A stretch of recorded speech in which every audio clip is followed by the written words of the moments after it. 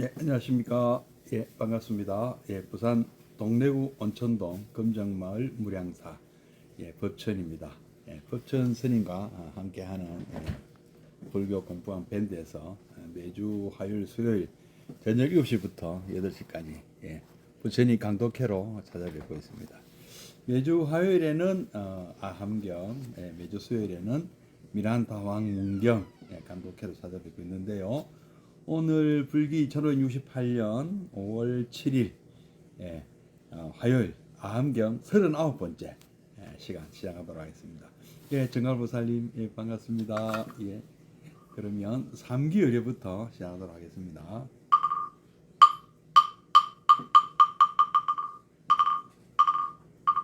거룩한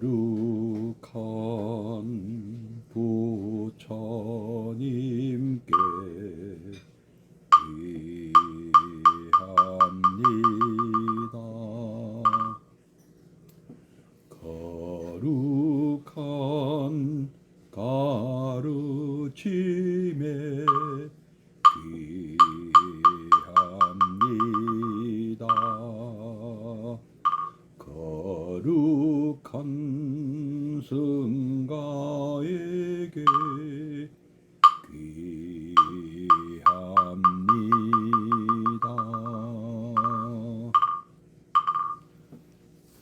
예, 여실보살님, 수장보살님, 반갑습니다. 예, 잘 알겠습니다. 예, 함께 입정해 들겠습니다.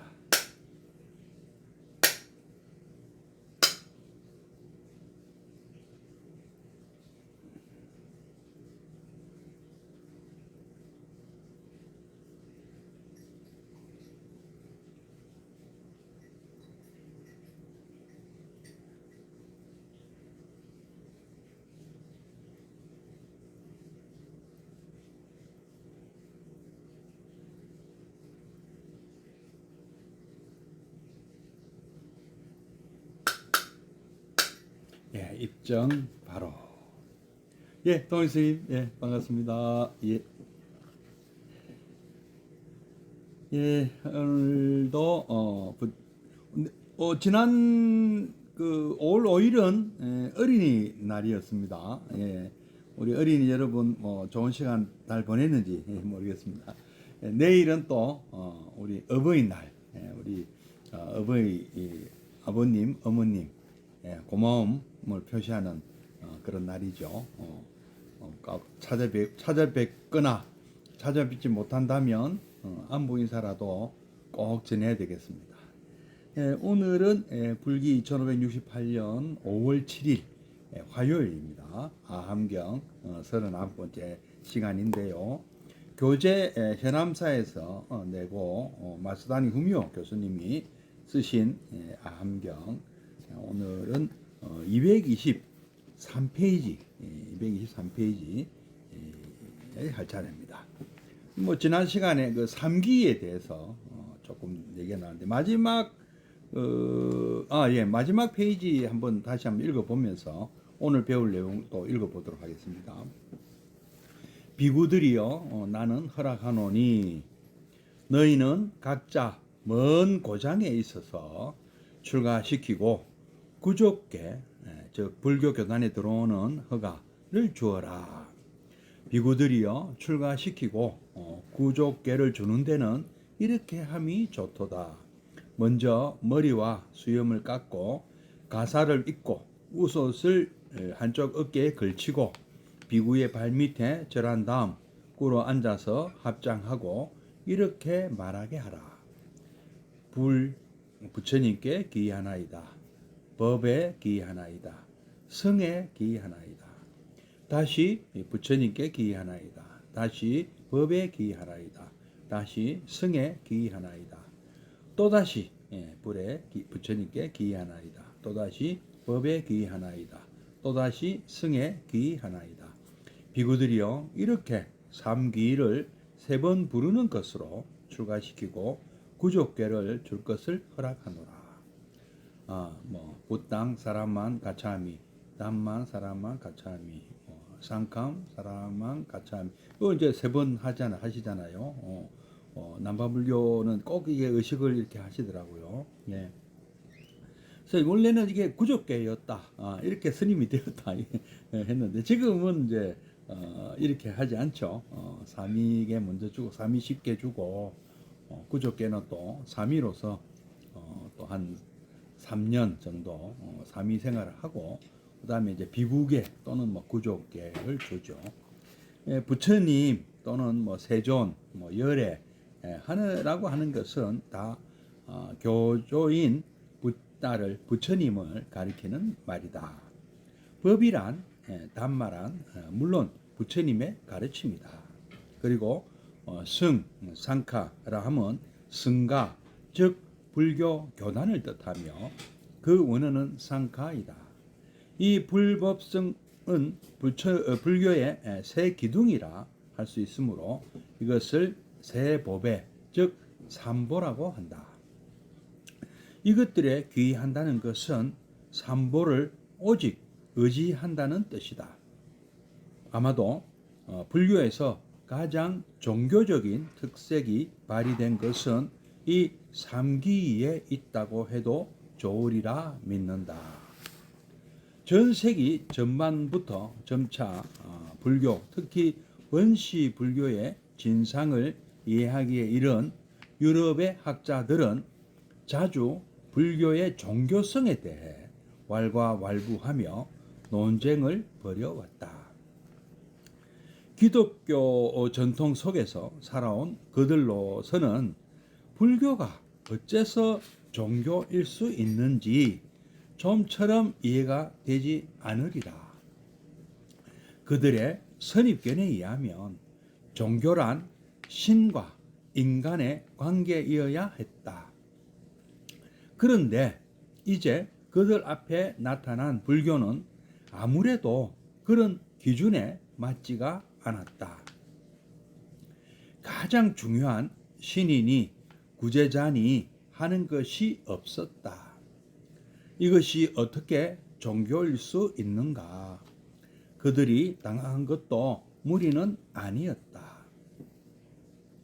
그리하여 어떤 학자는 불교는 종교를 무시한다고 했고 또 어떤 학자는 불교는 기도 없는 도덕 체계에서 출발하여 마침내 종교가 되었다고 말했다. 이런 그들의 단정은 이제 와서 돌이켜 볼 때 매우 재미있는 점이 없지 않다고 하겠다. 네, 죄송합니다.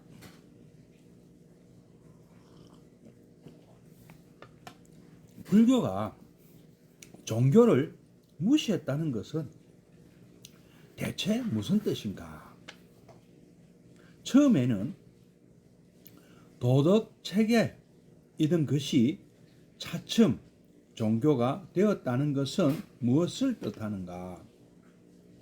그런 생각은 결국 그들의 좁은 종교관의 틀 속에 어떻게 하든 불교까지도 우겨 넣으려고 한 데서 비롯된 견강 부회로 밖에는 보이지 않는다. 그러나 이제 사정은 많이 달라졌다.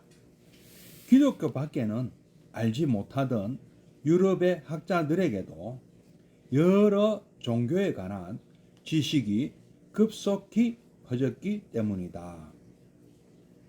그 중에는 그들의 좁은 종교관으로는 도저히 처리되지 않는 종교도 적지 않았다.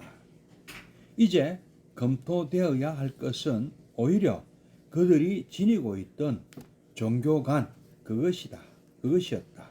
그러면 대체 종교란 무엇인가? 그들은 다시 한번 이 물음 앞에 서야 했다. 그리하여 그들은 원시 미개 종교로부터 기독교와 불교에 이르는 모든 종교를 앞에 놓고 거기에 공통되는 본질적 요소가 무엇인지를 찾아보았다. 그 결과 그들이 마지막에 가서 부딪힌 것은 성스러운 것이라는 개념이었다. 신의 유무가 종교의 성립을 결정짓는 것이 아니라 성스러운 것이 추구될 때 종교가 성립한다는 의견이다.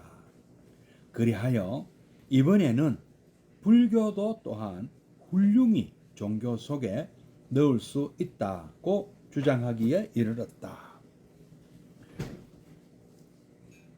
이를테면 제대로 볼 놈이 그해져서 신앙의 생성에서 삼보를 가리키며 부처님께서 인생의 황야 속에서 존재의 불행과 고뇌로부터 멀리 떠난 오아시스를 발견한 일, 거기에 성스러운 것이 풍성한 내용을 지니고 속된 것과 대치되어 있는 것이다 라고 주장하는 것이 그 복이다. 그러나 우리에게는 유럽의 학자들이 어떻게 생각하든 그것이 중대한 관심사일 수는 없는 문제이다. 그들이 불교를 종교의 범주 안에 넣든 넣지 않든 불교는 몇 천 년에 걸쳐 종교 노릇을 해온 것이 사실이다. 또 오늘의 우리에게도 훌륭한 종교임에 틀림없을 터이다. 그리고 불교인의 가장 엄숙한 종교적 심정은 부처님 제세시부터 현재에 이르기까지 저 부처님과 그 가르침과 교단에 대해 진심에서 삼기를 부를 때처럼 잘 나타나는 일은 없을 것이다. 그런 뜻에서 볼 때 불교의 가장 종교적인 일면은 이 삼기이에 있다고 해도 좋을 줄로 안다. 일단 여기까지 먼저 읽어보겠습니다. 다시 222페이지로 돌아가겠습니다. 부처님 또는 세존 또는 열애 불 열애 온공 정변지 명행조 선서 세간의 무상사 조장부 천인사 불 세존 다 나오는 용어들이죠. 다 모두가 우리 교조인 부처님을 가르치는 말씀이죠. 그리고 법이란 담마란 바로 부처님의 여기서는 부처님의 가르침을 얘기하고 성이란 성가 원어는 상카라 했죠. 상카가 바로 불교 교단을 뜻한다. 상카란 말은 이제 요즘 말로 하면 조합에 가깝다고 하네요. 조합. 어떤 같은 뜻을 같이 어떤 사람들의 무리죠. 어떤 뜻을 같이 하거나 직업을 같이 하거나 하여튼 이런. 근데 이제 여기는 주식 회사가 달라서 1인 1표다. 모두가 똑같은 그 동등한 투표권을 갖고 있다. 이런 면에서 보면 공동체, 이 공동체도 이 공동체라고 하기는 어려운데 어쨌든 그렇다고 해서 또 우리 또 혈연 공동체도 아니죠. 혈연 공동체 우리 학교 다닐 때 이런 얘기 좀 많이 했습니다. 게마인샤프트, 혈연 공동체, 게제르샤프트, 사회 공동체, 이익 공동체 하는데 요 종교 공동체는 그 중간쯤 되겠네요. 결혼도 아니고 혈연 관계도 아니고 또 이익을 공유하는 것도 좀 말이 안 되거든요. 근데 이런 특별한 공동체죠. 그래서 이거는 이제 출가자들의 어떤 공동체, 또 출가자와 그들을 외호하는 사부 대중의 공동체, 이렇게 여러 가지로 해석이 가능한데요. 보통 이 상카라 하면 출가 스님들의 공동체라고 조금 얘기하고요. 폭넓게 가면 사부 대중 전체를 얘기하는 거 아니냐 하는 설도 있습니다. 근데 우리나라에서는 또 우리가 그 한문 3기 때는 중중존이라 해가지고 중중존 하는데 이때는 그 성가를 분명히 얘기하는데요. 거룩한 스님들께 귀한다. 이러면 조금 성가라는 의미가 좀 약간 퇴색되고 한 사람 한 사람 스님에 대해서 마치 귀하는 것처럼 이렇게 그 뉘앙스가 있기 때문에 좀 오해 소지가 있긴 있습니다. 예. 예. 그런데 그 남반불교에서 하는 뭐 그 부당, 당망, 상캉 이런 거는 오해 소지가 없는 거죠. 그거는 그게 정확하다고 저는 생각이 듭니다. 예. 그래서 뭐 저는 뭐 성가에 귀합니다 하면 좋겠다는 생각을 갖고 있거든요. 어쨌든 이 귀라는 것은 귀를 하는 것은 뭐 귀심지명례라고 하지 않습니까? 뭐 목숨을 다해서 지극정성으로 의지한다. 그 깃발이 의지하듯이 그죠? 의지한다. 이 가장 종교적인 특색이다. 근데 이렇게도 이렇게 또 정의를 합니다. 불교라고 하면 우리 참 불교에 참 종파가 많지 않습니까? 뭐 남반불교를 비롯해서 또 이 북방불교에도 굉장히 종파가 많거든요. 그러나 모두가 불교라는 하나의 어떤 기치 아래에 불교라는 이름을 쓰고 있습니다. 이게 가능한 것은 삼기를 하고 있기 때문이죠. 그러니까 불교라는 이름이 붙어도 삼기를 하지 않으면 불교 안에 들어올 수가 없죠. 원불교 같은 경우는 삼기를 하지 않거든요. 그 가르친 내용은 아주 불교에 가까운데 부처님께 기한다거나 이런 것이 없거든요. 그래서 불교가 아닌 것입니다. 예. 하여튼 뭐 특히 부처님과 부처님 가르침과 부처님을 따르는 이 상가는 삼보라고 합니다. 세 가지 보배다. 또 이렇게 또 삼보라고도 하죠. 그다음에 이제 223페이지 보면 그 서양 사람들이 이제 20세기 초에 이제 또는 그 영국 처음에는 이제 영국이라는 나라가 이 남아시아 인도 다음에 지금의 이제 인도, 파키스탄, 방글라데시, 그다음에 스리랑카, 뭐 말레이시아, 그다음에 심지어는 미얀마, 이까지 영국의 식민지였거든요. 영국의 식민지였고, 뭐 그 조금 더 내려가면 인도네시아는 네덜란드의 식민지였고, 호주나 뭐 뉴질랜드 당연히 인도의 식민지였고요. 그다음에 이제 그 태국은 오른쪽에 있는 라오스, 캄보디아, 베트남이 프랑스의 식민지가 되면서 프랑스와 인도 세력이 중간에 만나는 곳이라서 어떤 세력 균형에 의해서 태국은 이런 그 20세기에 서구 뭐 18세기부터 20세기에 거쳐서 이 서구의 어떤 식민지가 되는 이 비극에서 좀 태국은 괜찮았는데요. 대부분의 나라들이 영국, 뭐 프랑스 그리고 네덜란드 또는 미국, 필리핀은 미국 이런 식민지로 전락을 했죠. 우리나라는 또 안타깝게도 일본에 또 강점을 당했고요. 뭐 하여튼 그래서 이제 인도나 이 스리랑카 같은 영국의 이제 학자들이 식민 지배를 원활하게 위해서 근데 프랑스 같은 경우는 베트남에 가톨릭을 도입을 했죠. 그러나 이 베트남 불교계가 만만하지가 않았죠. 완전히 가톨릭으로 다 바꾸지는 못했습니다. 가톨릭 교도를 바꾸지는 못했는데요. 뭐 일부는 상당히 가톨릭이 있었죠. 그러나 이 인도는 힌두교가 워낙 셌고, 뭐 파키스탄이나 방글라데시 같은 경우는 이슬람교가 워낙 강해서 이 기독교가 쉽게 전파가 되기 어려웠답니다. 그리고 스리랑카도 이 섬나라 아닙니까?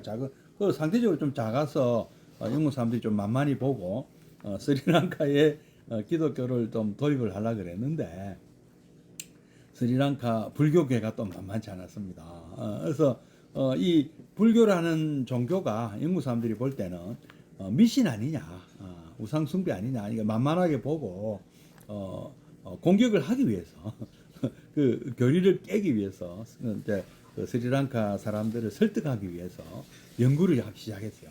근데 연구를 하다 보니까 이 뭐 참 이 정말 놀라운 일들이 많이 발생한 거죠.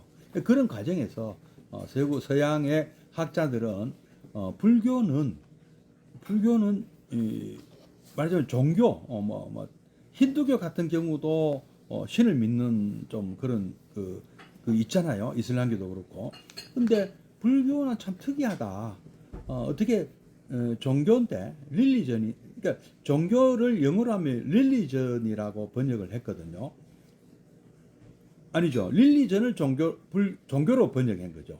거꾸로 말했다. 그러니까 영국 사람들은 릴리전이라는 표현을 쓰는데 종교라는 뜻으로 그 릴리전은 반드시 신이 전제가 돼야 된다는 것이죠.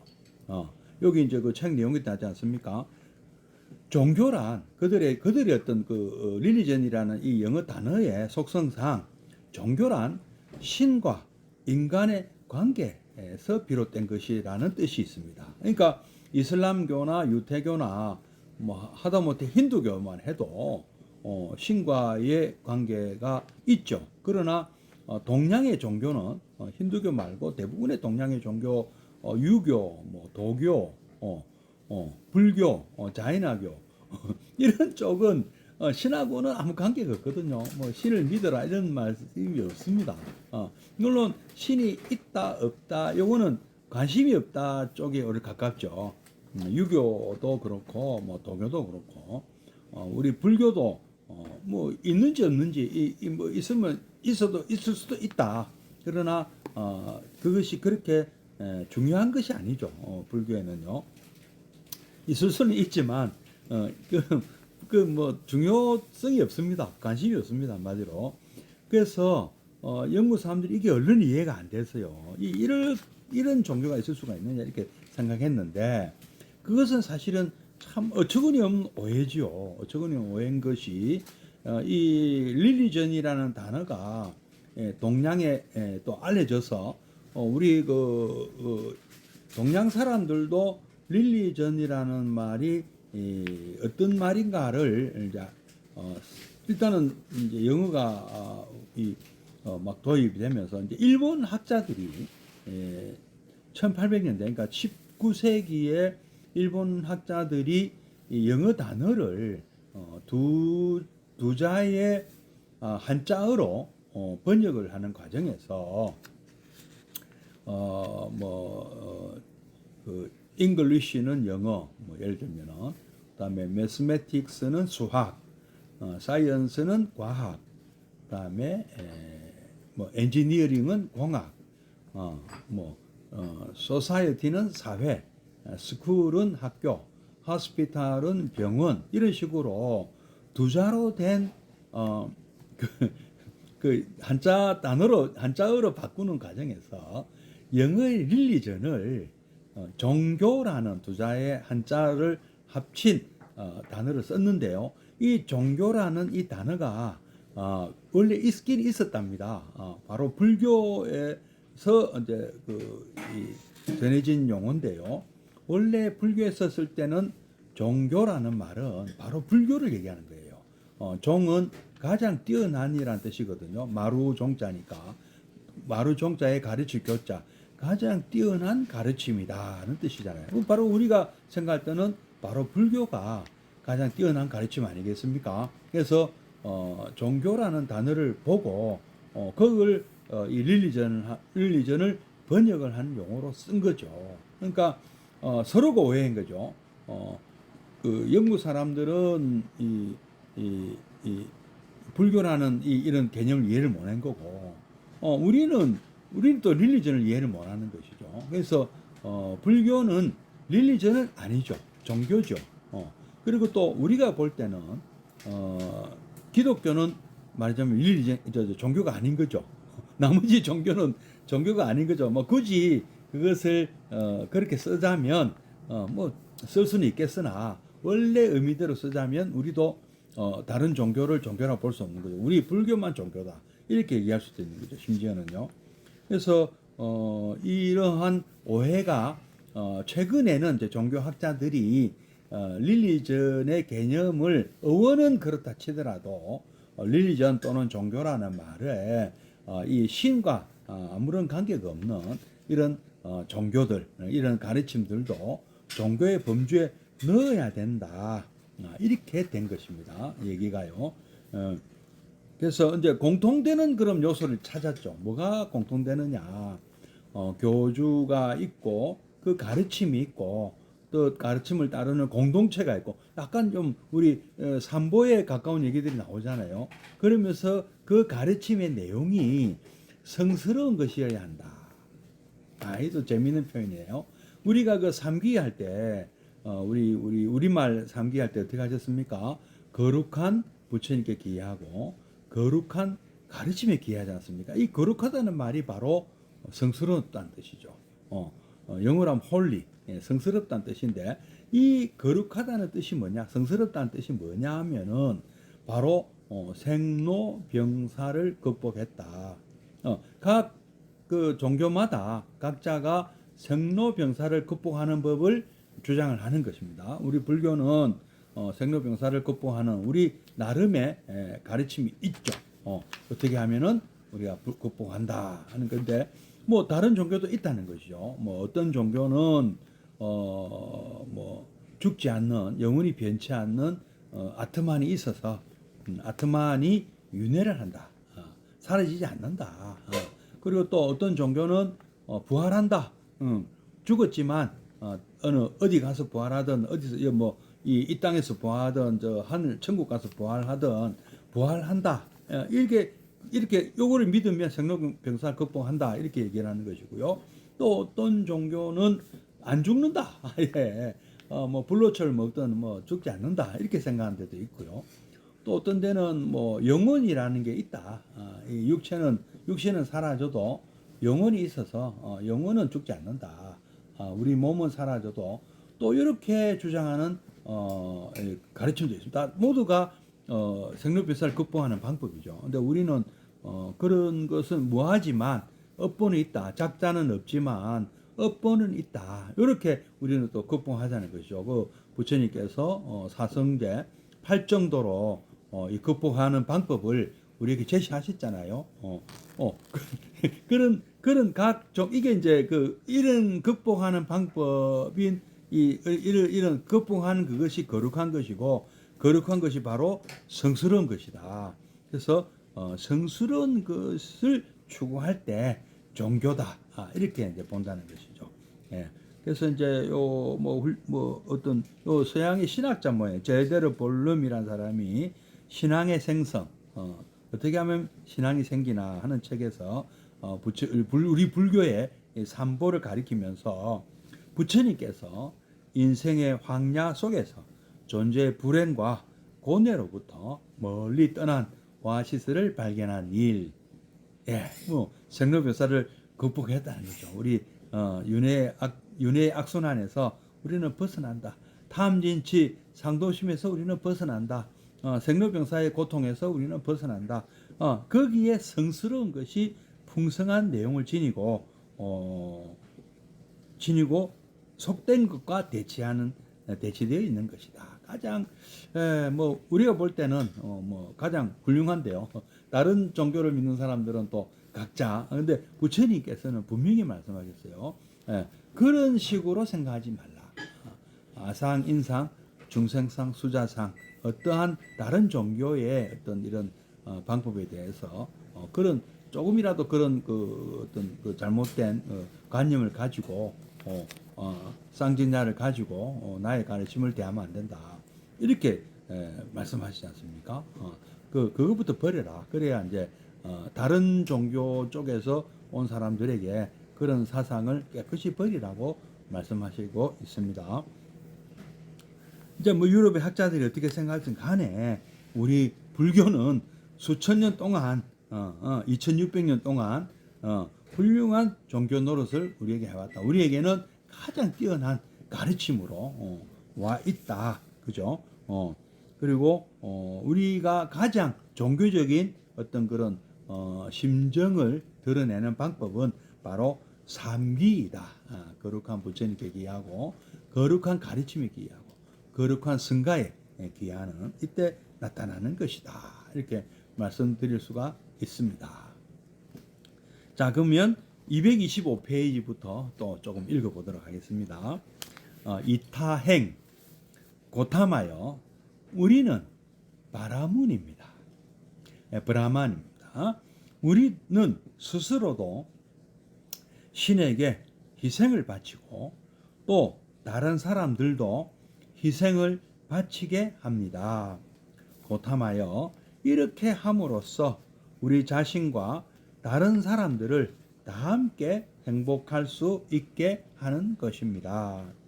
그러나 고타마여 당신의 제자들은 가정을 나와 사문이 됨으로써 자기의 일신을 편안히 하고 자기 일신의 괴로움을 없애려 합니다.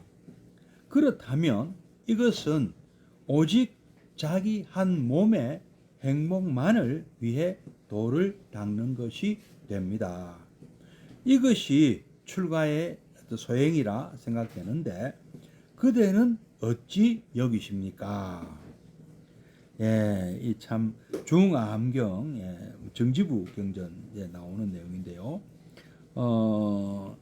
그 또한 이런 말씀 또한 부처님께서 기원정사에 계실 때의 일이다. 고살라 왕국 왕사성 왕사성이 아니죠. 사비성 사와티에 있는 기원정사 에 계셨을 때 상가라바라라는 브라만이 찾아와서 질문을 했습니다.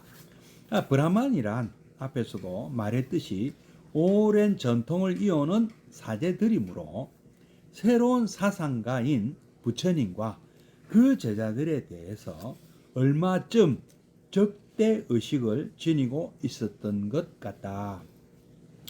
이제 이 바라문이 부처님께 내놓은 질문에도 힐난하는 듯한 어조가 느껴지는 것이다. 그는 말했다. 우리는 신 앞에 제사를 지내고 희생을 드림으로써 자기를 위해서나 남을 위해서나 복이 될 수 있는 길을 닦는다. 그런데 부처님 제자들이 출가하여 벌이는 행위를 보건대 결국은 자기 자신을 통제하고 자기를 편안케 하고 자기의 고통을 없애려고 마음을 기울이는 것 같다. 그것은 결국 자기 한 사람만을 위하는 길이 아닌가. 이것이 앞에 인용한 브라만의 질문 요지이다. 이렇게 말한 브라만의 마음속에는 많은 사람들을 위한 행복의 길이 한 사람을 위하는 그것보다 우월하다는 생각이 박혀 있다. 말하자면 부처님과 그 제자들의 종교를 한 사람만을 위한 것이라고 규정해 버림으로써 그런 태도를 비난하려는 뜻이 뚜렷하게 드러나고 있는 것 같다. 나는 마시다니 후미오 교수님이죠. 이 브라만의 힐난하는 듯한 질문에 매우 큰 흥미를 느끼게 된다.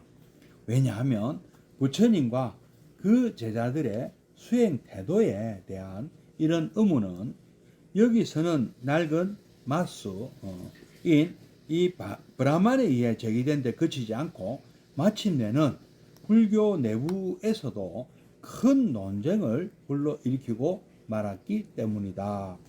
그 논쟁이란 대승 마하야나라고 자처하며 새로운 주장을 내세운 사람들과 그들에 의해 소승 히나야나라고 비난받으며 전통의 고수를 주장한 사람들 사이에 장기에 걸쳐서 행해진 이른바 대승과 소승의 논쟁이다.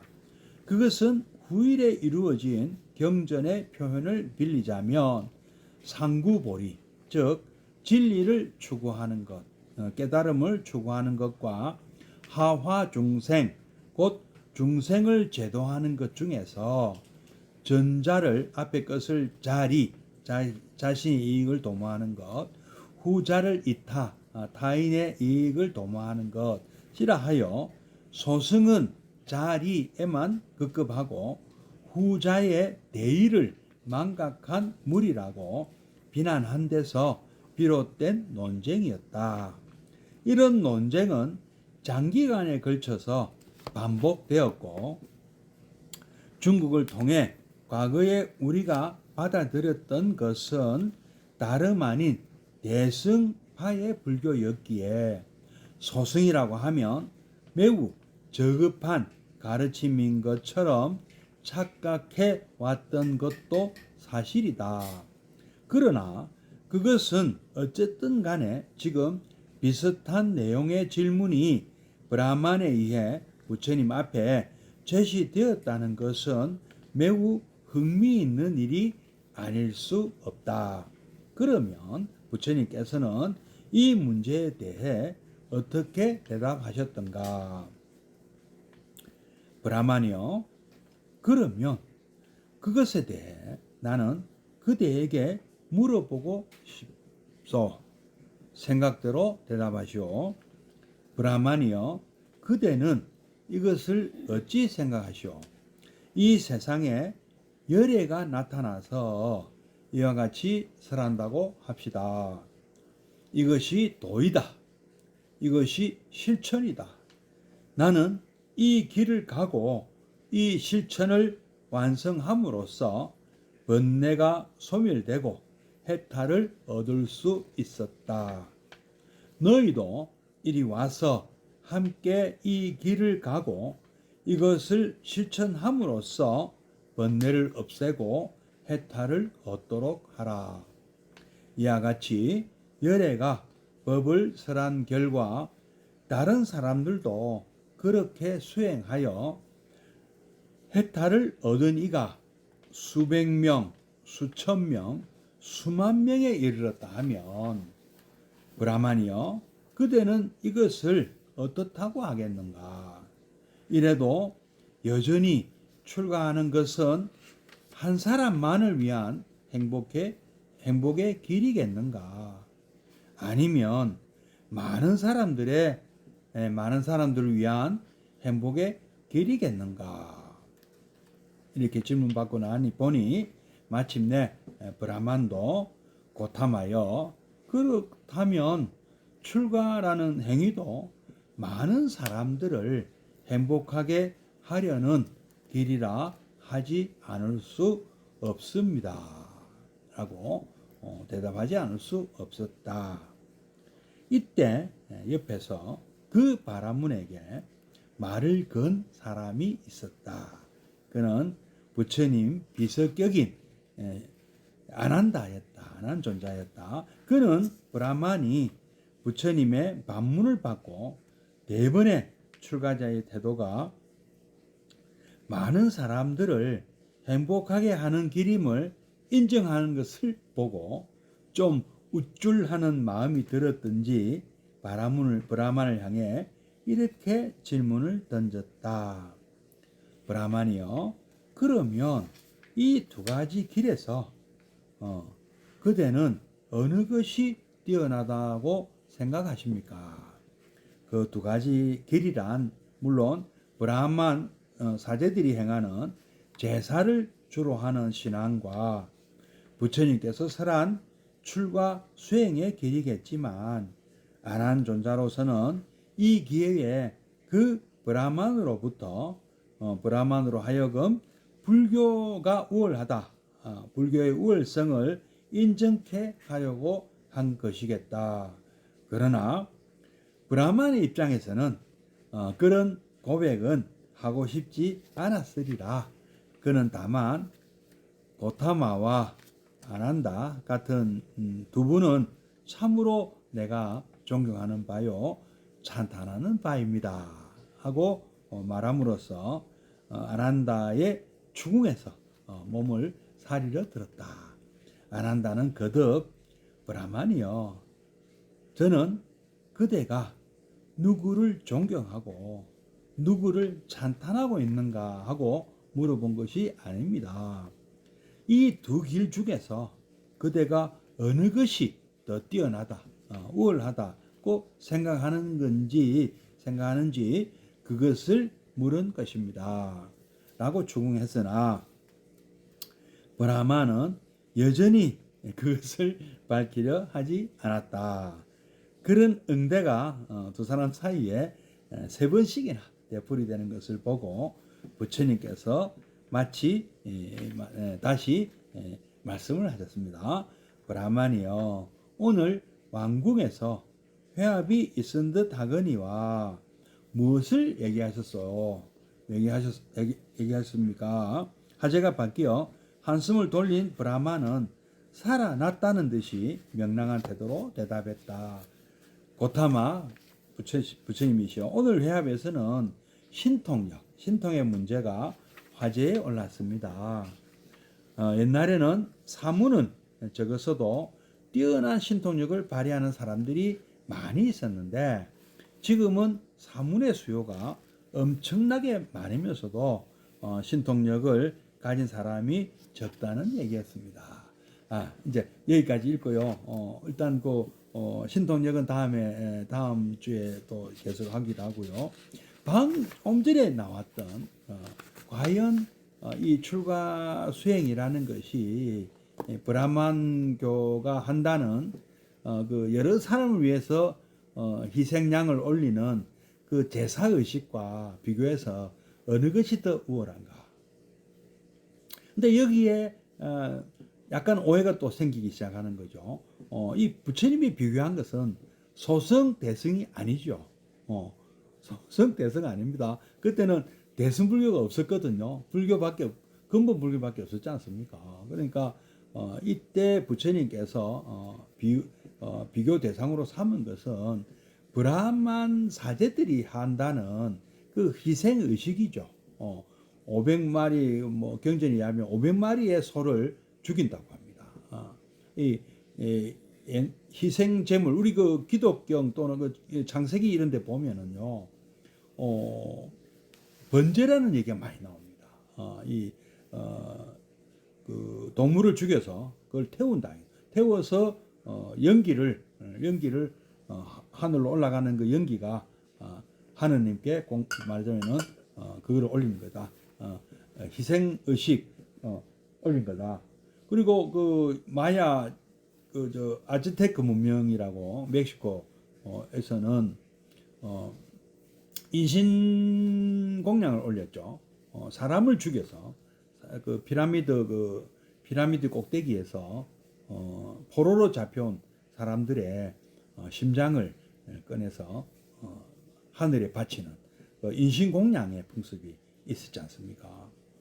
심지어는 그 주변의 부족들을 너무 많이 정복을 해가지고 아마 지금 멕시코 시티에 있었던 이 부족들이 가장 강성했는데 이웃 부족들을 전쟁을 해가지고 포로로 잡아온 사람들을 죽여서 희생제를 올리는 것이죠. 사람을 죽여서 하늘의 제사를 모신다는 거죠. 그리고 그래서 이웃에 있는 한 부족은 멸망을 안 시켜요. 멸망을 안 시키고 전쟁만 하고 또 한 번씩 쳐들어가서 포로만 잡아온대요. 그런 식의 어떤 만행을 저질렀는데요. 역사에 의하면 항상 전쟁에 희생당했던 그 부족이 스페인 군이 쳐들어왔을 때 앞잡이가 되었답니다. 참 슬픈 역사네요. 그래서 같은 멕시코 안에 있는 그 두 인디언 부족들이죠. 그래서 그 멕시코 시티와 그 이웃에 있는 이 도시도 아주 그 멕시코 시티만큼 큰 도시는 아니지만 작은 도시지만 그 양쪽 그 지역 사람들은 아직도 사이가 안 좋다고 합니다. 그런 역사 때문에요. 그래서 그런 것이 있었고 그 창세기에 나오는 그 이스라엘 그 부족들도 번제를 처음에는 자식을 죽여서 번제를 올리라고 하는 얘기가 나오잖아요. 그래서 정말로 자식을 죽이지는 않지만 자식을 바쳐라 아직 강요하잖아요. 이제 여호와 하느님이요. 그래서 이런 얘기들 보면 옛날 아주 고대에는 이런 일들이 많았나 봐요. 사람을 죽여서 인신공양 올리거나 사람 대신에 올린 그 양을 희생양이라고 부르지 않습니까? 뭐 이런 것이 2600년 전에 인도 대륙 그 문명권에 브라만교가 행했던 그 제사라는 것이죠. 그러니까 그 사람들은 그 제사가 많은 사람들의 어떤 행복을 비는 것이다 해서 우월감을 갖고 있었다는 것이죠. 부처님은 그런 것이 무슨 무슨 행복에 뭐 기여하느냐고. 이 우리가 이렇게 한 사람 한 사람이 자기를 딱 이렇게 깨달음 얻어서 도를 깨치고 또 그것을 실천하고 번뇌를 소멸하고 해탈을 얻는 것, 이것을 또 다른 사람에게 또 가르쳐서 전법을 해가지고 또 그 사람도 같은 수행을 통해서 사성제 8정도 이 수행을 통해서 또 해탈을 얻고, 그러면 얼마나 이 세상이 많이 밝아지고 맑아지겠느냐. 이게 진정한 이게 돕는 행위, 이웃을 돕는 행위 아니겠나. 상구보리와 하와중생을 같이 하는 자리이타에 이고등락을 하면서도 자리이타를 하는 거다. 나도 이고등락하고 너도 이고등락하라는 이런 것이 바로 불교다. 이런 취지로 말씀을 하신 것이죠. 이때 대승하고 비교한다는 것은 말이 안 되는 것이죠. 예. 나중에는 이제 이런 문제가 대승이 태동되는 까닭은 이제 이 부처님을 비판하는 것이 아니잖아요. 부처님 비판해서 대승이 생긴 것이 아니고, 소위 말하는 그 아쇼카 대왕의 어떤 불교 진흥 체계에 힘입어 어떤 그 사원에 뭐 어떤 틀에 박혀서 중생을 돌보지 않고 어떤 그 이념 논쟁에 빠진 부파 불교, 부파 간의 이념 논쟁, 이념 투쟁, 이런 것을 비판하고 생겼던 부처님께서 보였던 그 하와 중생, 상구보리 하와 중생을 같이 하는 그 정신을 잃어버렸냐 해서 나온 것이 대승불교가 태동된 계기였거든요. 그러니까 항상 우리는 보면 이 불교가 어느 한 극단으로 치우치면 반드시 그 반작용이 생기게 되는 것 같아요. 그게 또 이 불교는 그렇게 진화를 해온 거죠. 그 시대 상황과 지역의 어떤 문제를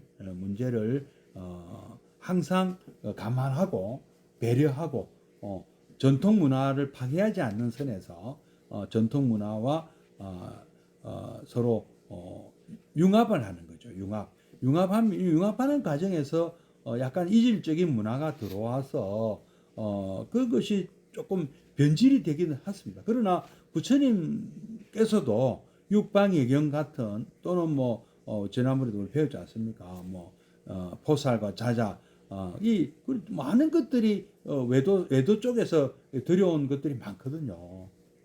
그러니까 이런 거 보면 굉장히 불교는 포용력이 굉장히 있고 융합을 잘합니다. 융합을 했을 뿐이에요. 그러니까 순수한 부처님 가르침만 지켜내어서 불교가 순수성을 유지하는 것도 중요하죠. 우리 그 사성제에 벗어나면 안 되잖아요. 그리고 삼법인에 위배돼도 안 되고, 그리고 연기법을 부정해도 안 되는 거 아닙니까? 그런 가운데서 불교는 어떤 이름으로든 그러니까 적응하고 시대의 상황과 그 다음에 어떤 지역 환경에 사람들의 근기에 다 맞춰서 불교가 변해온 것이고 발전해온 것이고 굉장히 풍부해졌고요.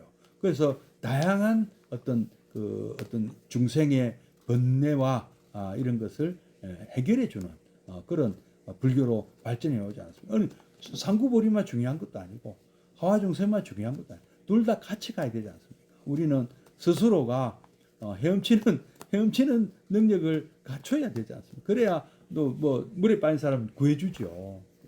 헤엄도 못 치면서 물에 빠진 사람 구해준다고 물에 뛰어들면 빠져 죽죠. 또 반대로 헤엄치는 법 배워서 혼자서만 물론 뭐 올림픽 나가서 금메달 따는 것도 좋습니다만은 또 물에 빠진 사람 있으면 또 구해주고요. 뭐 또 수영법을 많은 사람한테 가르치는 것도 마찬가지 다 마찬가지 아니겠습니까? 예. 수영법 가르쳐 주는 것만 그 헤엄 잘 친 사람의 임무가 아니잖아요. 그것도 중요한 임무죠. 그래 수영 그 헤엄 잘 친 사람들이 많아야 또 뭐 많은 사람들에게 도움이 되는 그 길인 것도 맞는 것이고요. 그래서 너무 지금 이저 물론 작가님은 이게 이제 대승소승 얘기까지 막 뭐 저 그 이끌고 나오시는데 원래 이 경문의 취지는 그게 아니고 브라만 교의 제사 의식을 비판한 것이다. 저는 그렇게 생각합니다. 그래서 또뭐 대승소승 얘기는 다음에 또 한번 기회가 되면 말씀드리고요. 그 무슨 뭐가 뭐 문제겠습니까? 내 자리가 하나밖에 없으면 혼자밖에 못 하는 거고요. 오토바이에 뭐 여러 사람 태울 수는 없잖아요. 그리고 뭐 또 그것도 면허가 있어야 돼. 버스나 뭐 비행기나 배 많은 태울 수 있으면 또 면허가 있어야 되고 기술이 있어야 되고 또 자격이 있어야 되잖아요. 그럼 자격을 따는 게 또 문제겠죠. 그리고 땄으면 또 태워줘야 되는 것이고 자리가 있으니까. 네, 그거는 꼭 반드시 혼자서 헤엄쳐서 가야 된다는 법은 없지 않습니까? 능력이 되면 다른 사람들도 태워갈 수 있는 것이죠. 자, 이렇게 말씀드리고 다음 시간에는 이제 요 신통력에 대한 얘기는 또 다음 주에 또 계속하도록 하겠습니다. 오늘 여기서 마치고요. 아함경은 다음 주에 참 죄송합니다. 다음 주는 부처님 오신 날 전날이라서 휴강하겠습니다. 그리고 부처님 오신 날 당일도 다음 주는 휴강하겠습니다. 그러면 5월 21일 화요일 날 암경 시간에 다시 뵙겠습니다. 그리고 내일 또 미란다 왕문경 또 이 시간에 7시부터 8시까지 또 찾아뵙도록 하겠습니다. 자, 이것으로 잠시 입증해 드리겠습니다.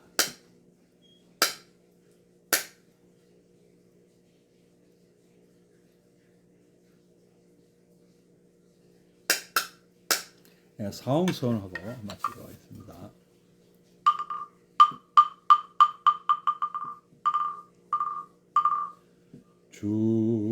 중생을 다 건지오리다 번뇌를 다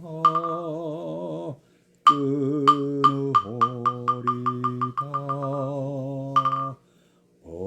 법문을 다 배우오리다 불도를 다 이루오리다.